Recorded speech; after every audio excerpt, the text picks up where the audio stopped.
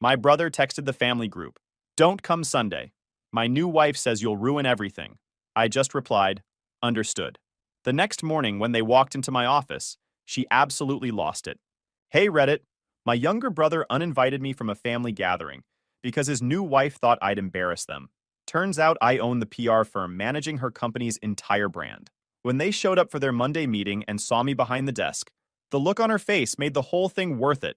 I'm Vanessa, 27 female, and apparently my family thinks I'm not polished enough to be around their fancy new in-laws. Funny how that works when you're too busy building an actual business to play dress up at brunches. Let me paint you a picture of my family dynamic before we get to the good stuff. My younger brother Kyle is 24, fresh out of college, and married into money 6 months ago. His wife Amanda comes from one of those families where everyone has a Roman numeral after their name and genuine opinions about which country club has better tennis courts. Kyle used to be a decent guy. We weren't super close, but we got along fine. Then he met Amanda at some networking event his buddy dragged him to, and suddenly he became this different person. Started wearing boat shoes unironically. Began saying things like summer as a verb. The transformation was honestly impressive in how complete it was. My parents ate it up. Mom especially. She's been obsessed with appearances my whole life, always worried about what the neighbors think, what the church ladies say, what random people at the grocery store might assume about our family.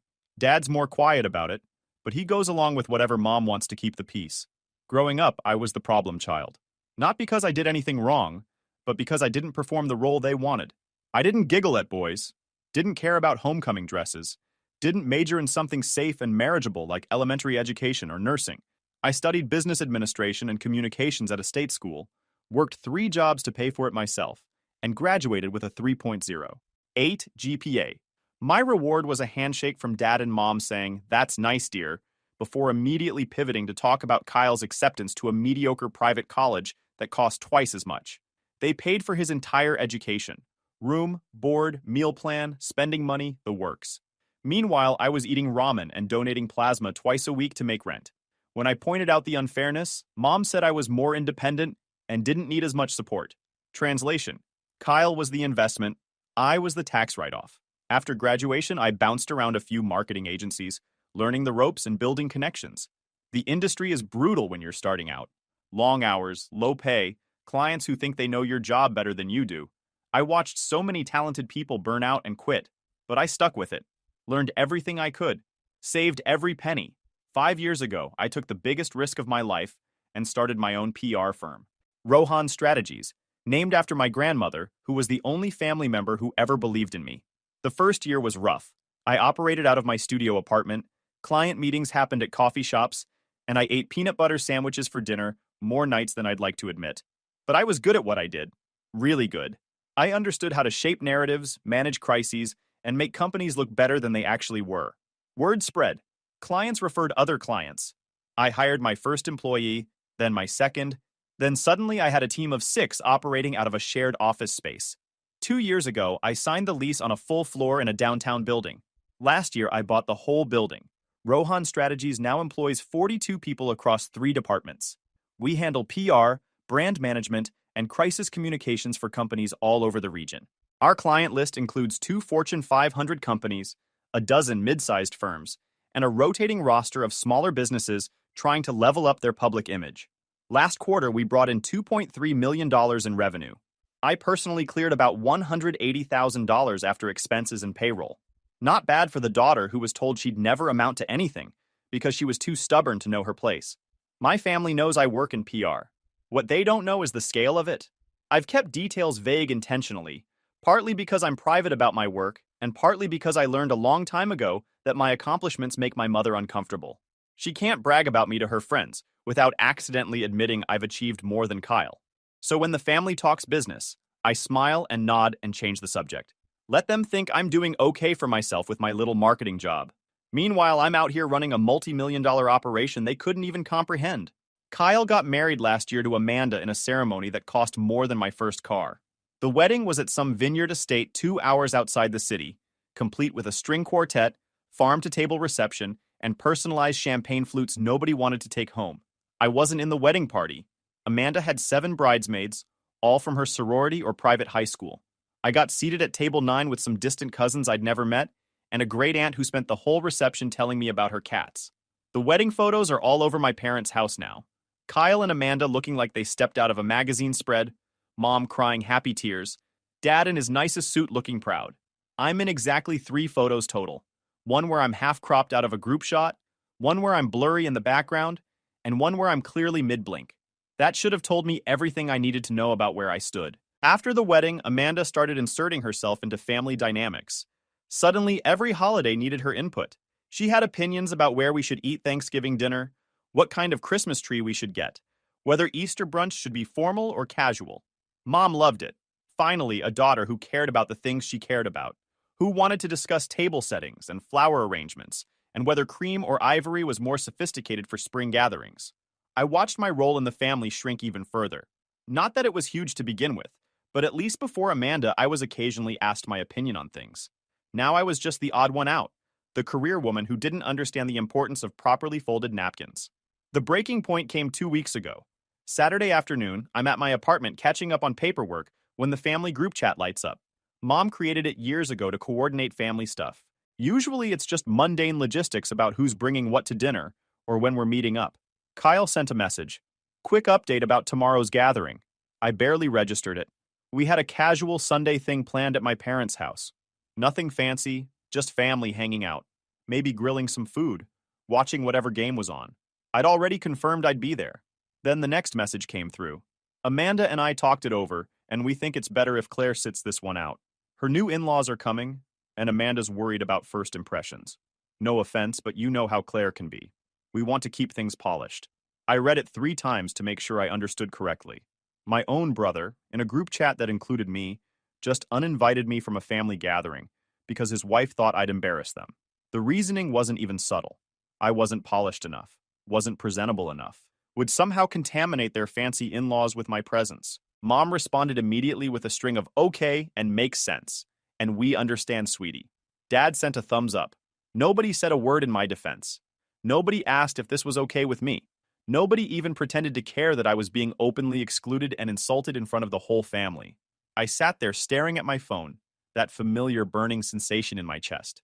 The same feeling I got when Mom forgot my birthday but threw Kyle a surprise party. The same feeling when Dad paid for Kyle's new laptop but told me to save up for my own. The same feeling from a lifetime of being the afterthought. My first instinct was to defend myself. Call Kyle. Demand an explanation. Ask what the heck how Claire can be even meant. But then something shifted.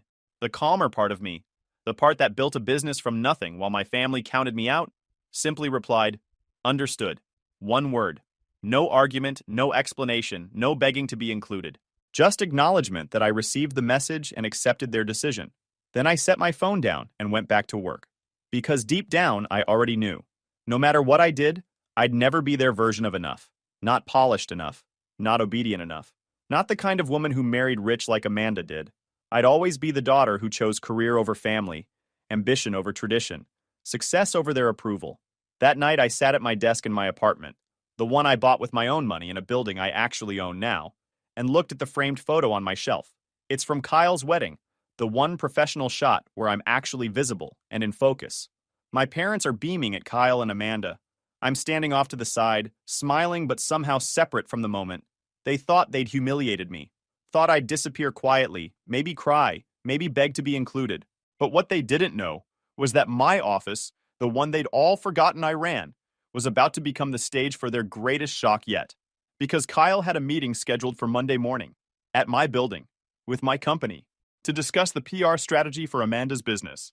And I was very, very ready. Monday morning arrived and I dressed with precision. Navy blazer, cream silk blouse, tailored pants, subtle gold jewelry, hair pulled back in a neat bun. The kind of polished professional look that costs money to pull off right, though my family would never notice the details. I got to the office early, reviewed the client file one more time, and settled into my corner office with its floor-to-ceiling windows overlooking downtown. My assistant Jamie had already set up the conference room, complete with branded folders, water bottles with our logo, and a presentation loaded on the screen. At 10:15 a.m., Jamie's message popped up on my computer. They're here. I smiled. Perfect timing. Through the glass wall of my office, I watched Kyle walk into the reception area. He looked uncomfortable in his sport coat, like a kid playing dress-up in his dad's clothes. Next to him was Amanda, and she was exactly what I expected. Designer handbag, expensive perfume you could smell from 20 feet away, the kind of confident stride that comes from never being told no. They approached reception, gave their names, and were directed to wait. I let them sit for exactly 4 minutes, long enough to check their phones and get slightly impatient. Then I stood, smoothed my blazer, and walked out of my office. The moment Amanda's eyes landed on me, she stopped mid-sentence in whatever she was saying to Kyle. Her perfectly made-up face went through about 5 emotions in 2 seconds.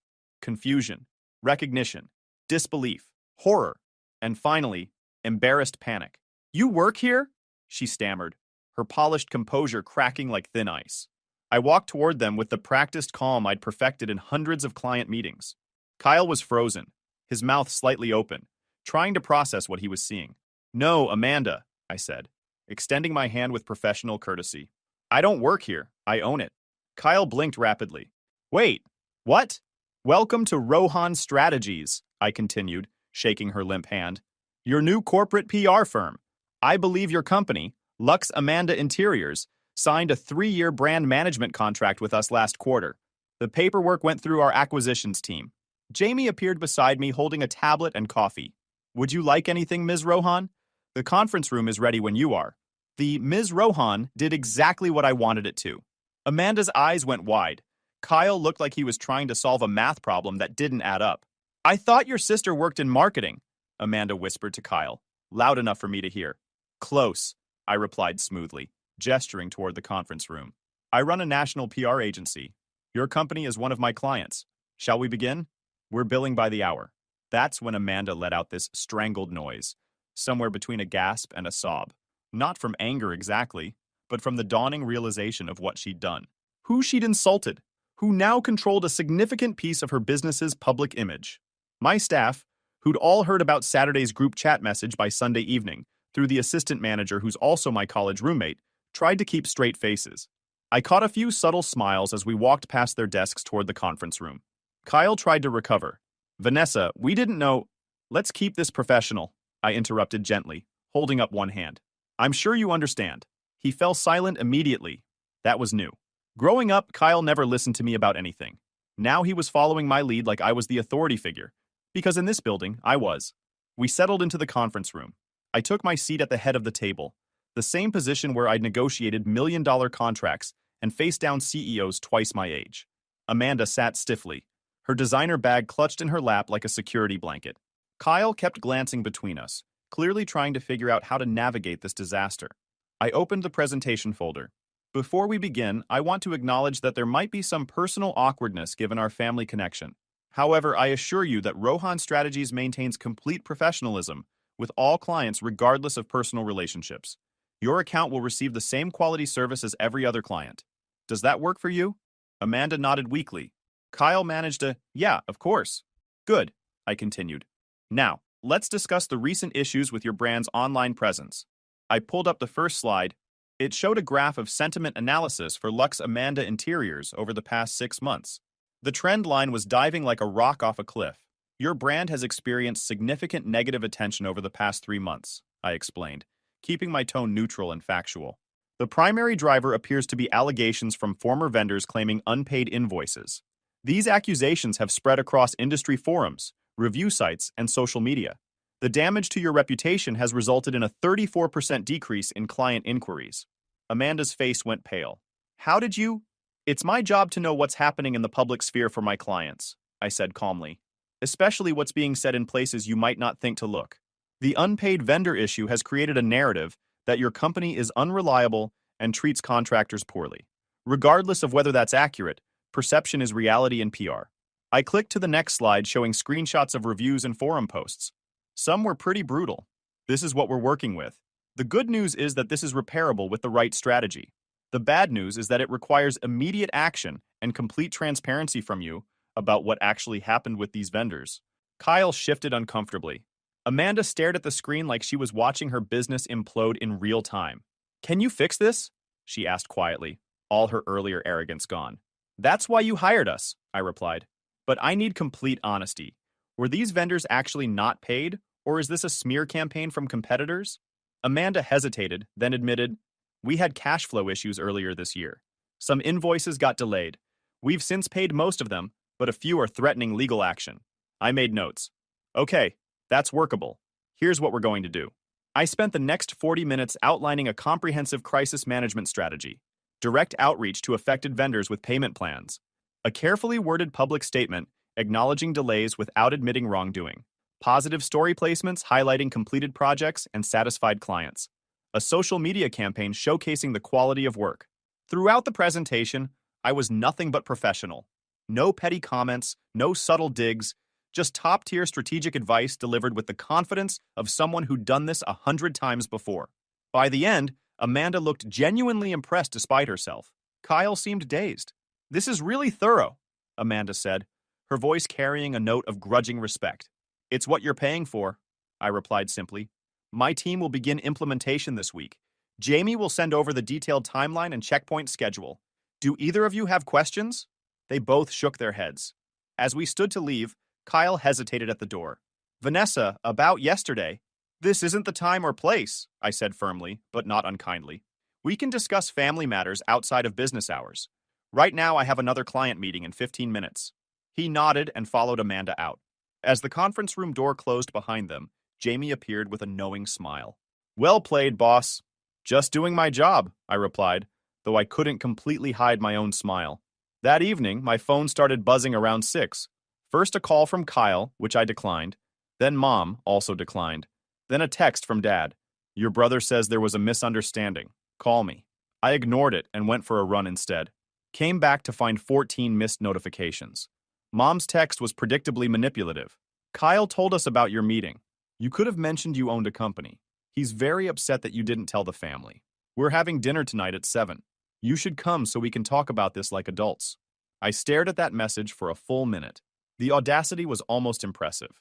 24 hours ago, they'd uninvited me from a family gathering because I wasn't good enough to be around. Now that they realized I had power and influence, suddenly I should come to dinner so we could talk like adults. I texted back, "I have plans tonight. Maybe next time check who you're insulting before sending group messages."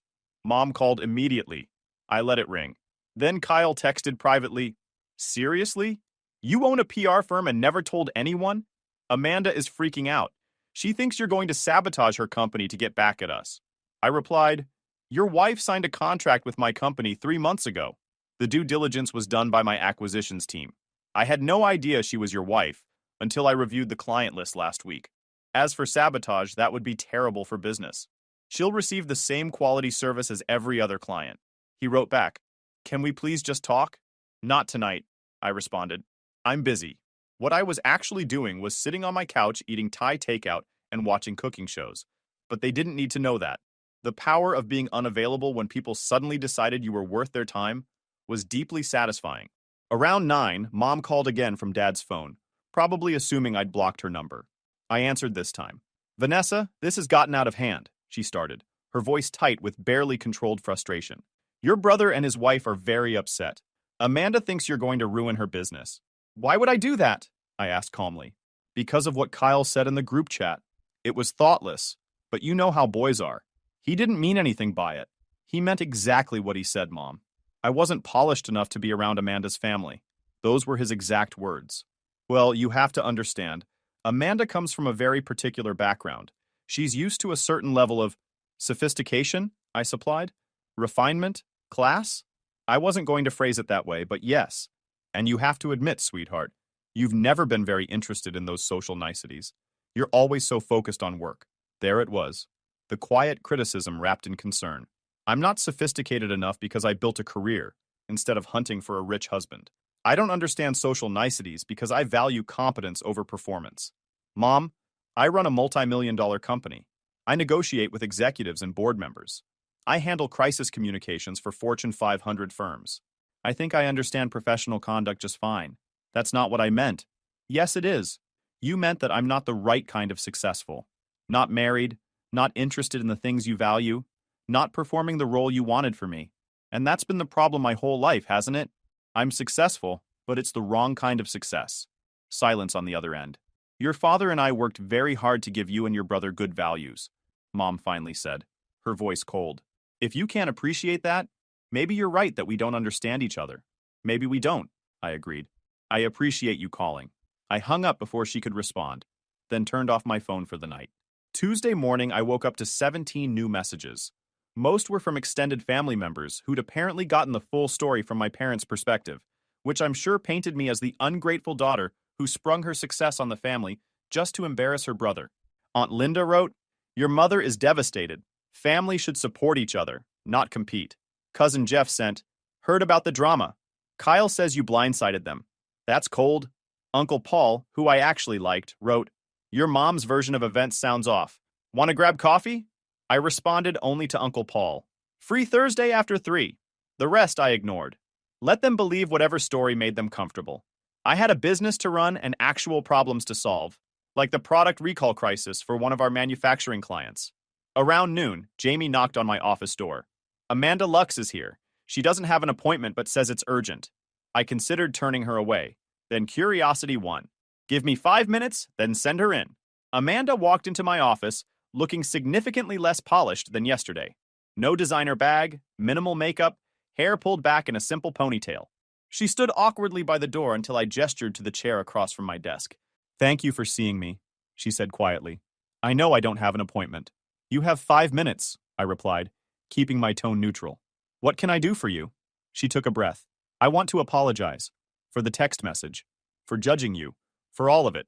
Kyle told me you weren't close with the family, and I assumed that meant you were, I don't know. I made assumptions based on nothing." I waited. She continued. "I grew up in a very specific environment, where your worth was tied to who you married and what social circles you moved in. My mother literally has a spreadsheet tracking which families are acceptable to associate with. It's toxic, and I know it's toxic, but it's hard to unlearn." "That sounds exhausting," I said honestly. "It is. And I think I saw you as a threat, because you represent something my family would never approve of. A woman who built something herself instead of marrying into it.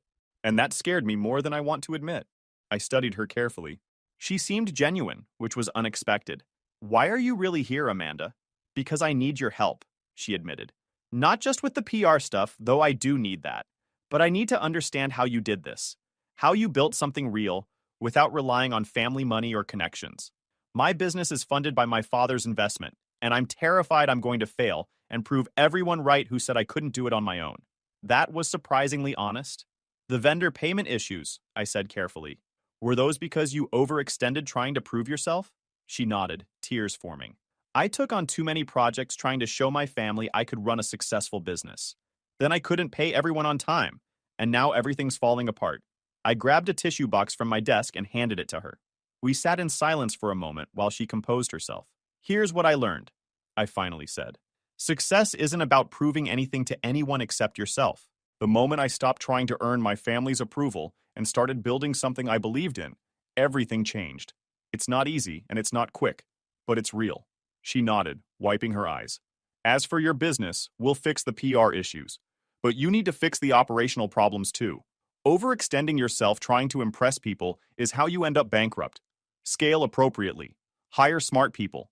Stop taking your father's money if it comes with strings attached." "That's easier said than done." "Everything worthwhile is," I replied.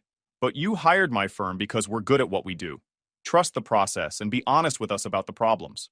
We can't fix what we don't know about." She stood to leave, then paused. "For what it's worth, Kyle feels terrible. He's not great at expressing emotions, but he knows he messed up. Kyle's a grown man. He can apologize himself if he wants to." After she left, I sat thinking about that conversation.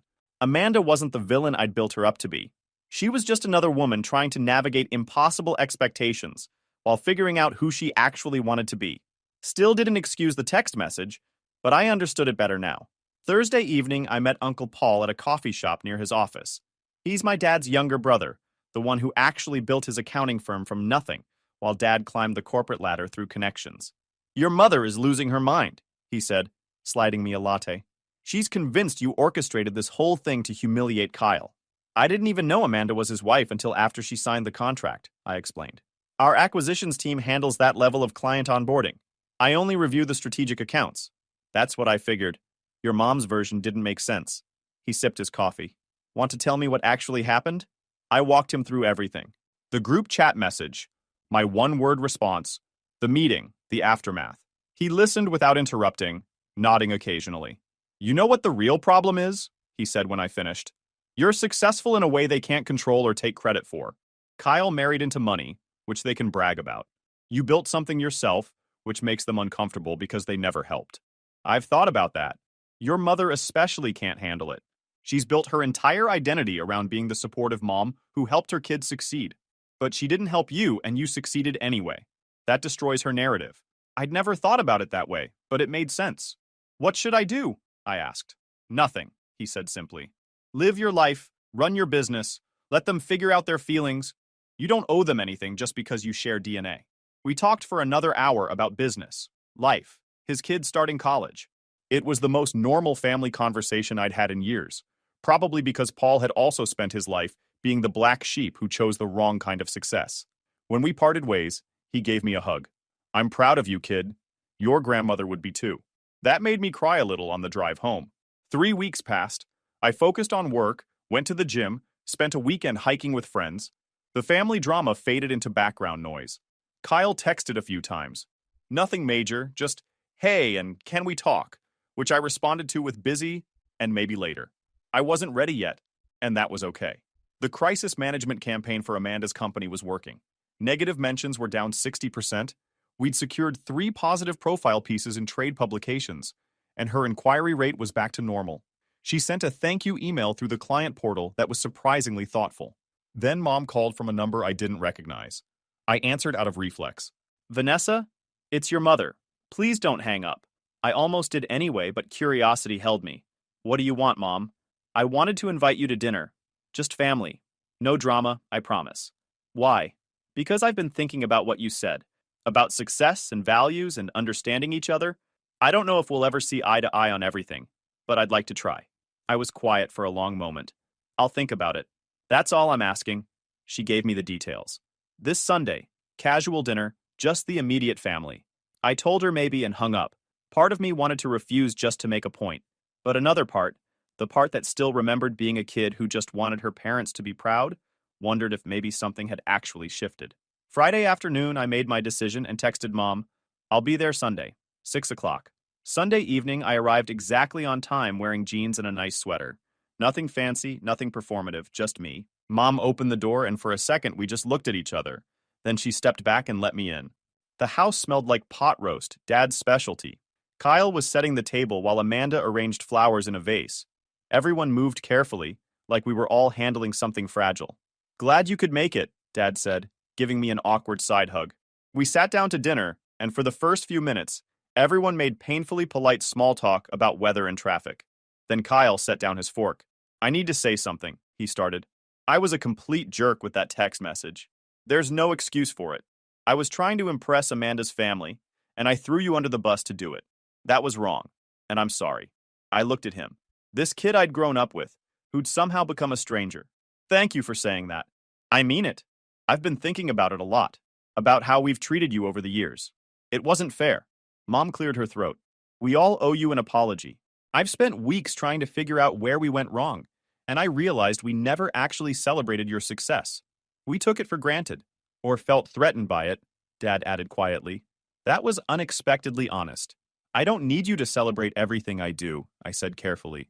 But I do need basic respect. I need to not be the family embarrassment just because I took a different path. You were never an embarrassment, Mom insisted. Mom, you literally uninvited me from a family event because I wasn't polished enough. She winced. That was Kyle and Amanda's decision, which you immediately supported without a single question. Silence around the table. Amanda spoke up. That was my influence. I told Kyle I was worried about my parents judging the family, and he overreacted trying to manage my anxiety. But the truth is, I was projecting my own insecurities about not being good enough. We're all learning, Dad said. Your mother and I included. We got comfortable with certain expectations and forgot that there's more than one way to build a good life. I felt something shift in my chest. Not forgiveness exactly, but maybe the beginning of understanding. I appreciate you saying all this, I told them. But I need you to understand something. I can't go back to being the family afterthought who gets scraps of attention when it's convenient.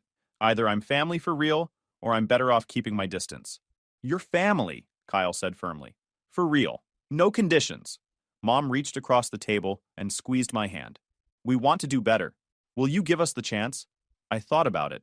about Uncle Paul's advice to live my life, about Amanda's tears in my office, about the fact that holding on to anger was exhausting and I was tired of being angry. I'll give you a chance, I finally said, but I'm not going to pretend the past didn't happen. And if this is just temporary guilt that fades when things get comfortable again, I'm out. Fair enough, Dad said. We finished dinner with slightly less awkward conversation. Afterward, Kyle and I ended up in the backyard, while Amanda helped Mom with dishes. Your company is really impressive, he said. I had no idea you'd built something that big. I didn't advertise it. Why not? I shrugged. Didn't feel like I'd get the reaction I wanted. Easier to just keep my head down and do the work. That's sad. It was. Maybe it's changing. We stood in comfortable silence for a moment. Then Kyle said, Amanda really likes working with your firm. She says your team is the most competent group she's worked with. We're good at what we do. She also said you gave her advice that wasn't in your contract, about scaling her business properly. She needed to hear it. You could have let her fail. Would have solved your Amanda problem pretty efficiently. I looked at him. I'm not that petty, and honestly, I like her more now than I did initially. She's trying to figure out who she is outside of her family expectations. I relate to that. Kyle nodded slowly. I think this is going to work out. The family thing. Maybe. We'll see. As I drove home that night, I felt lighter somehow. Not fixed, not healed, but less burdened by the weight of old resentments. My phone buzzed with a text from Mom. Thank you for coming tonight. It meant everything. I smiled and responded, thanks for trying. It wasn't perfect. Family never is. But maybe, just maybe, we were starting to figure out how to be family on terms that actually worked for everyone. And if nothing else, at least now they understood one important thing. I didn't need their approval to be successful, but having their respect would be nice. I'd spent 27 years being underestimated by the people who were supposed to believe in me most. Maybe the next 27 would be different. Or maybe not. Either way, I'd be fine. Because I'd already proven the most important thing to myself. I could build something real. Something meaningful. Something entirely my own. And nobody could ever take that away from me. Guys, we are so close to hit 100,000 subscribers on this channel. If you are not subscribed to the channel, please consider subscribing. It really helps hit that 100,000 mark. Thanks for making this dream come true.